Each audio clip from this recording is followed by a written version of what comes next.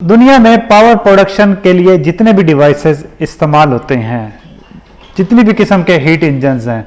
चाहे वो gas turbines हैं, स्टीम टरबाइंस हैं, पेट्रोल इंजन्स हैं, गैस इंजन्स हैं या डीजल इंजन्स हैं, इन सब में आधे से ज़्यादा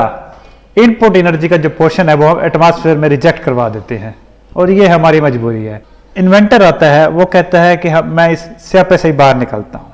मैं कोई एटमॉस्फेयर में हीट रिजेक्ट नहीं करवाऊँगा। स्टीम टरबाइन पावर प्लांट की वो केस हमारे सामने रखता है कि उसने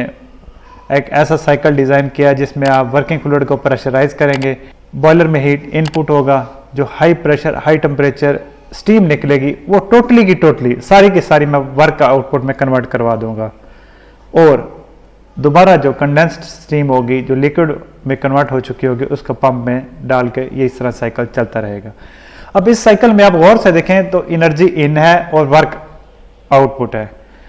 तो इसमें जितनी एनर्जी आ रही है वो सारी की सारी वर्क आउटपुट में कन्वर्ट हो रही है। अब बज़ाहिर तो इसकी लगता है एफिशिएंसी 100% होगी क्योंकि कोई लॉस नहीं है, लेकिन कुछ फ्रिक्शन की वजह से, कुछ पाइपिंग के लॉसेस की मदद से इसमें कुछ ना कुछ हीट ज़ाया होगी, तो इसकी एफिशिएंसी हम to be on the safer side कह सकते हैं कि 80% होगी।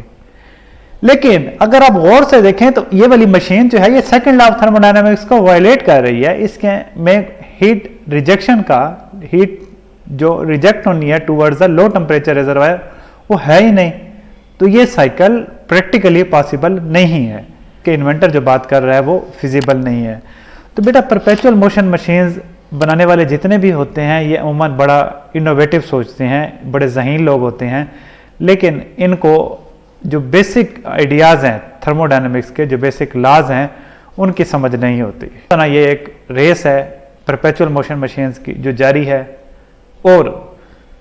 जो इस्टेब्लिश्ड लॉज हैं वो यही बताते हैं कि परपेचुअल मोशन मशीन कभी नहीं बन पाएगी। इसके करीब करीब जाया जा सकता है,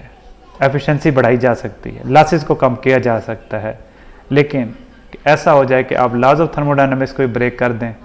तो ये मुमकिन नहीं है। तो आज तक के लिए इतना ही, मिलते हैं अगली वीडियो में नए टॉपिक के साथ। Thank you, good bye.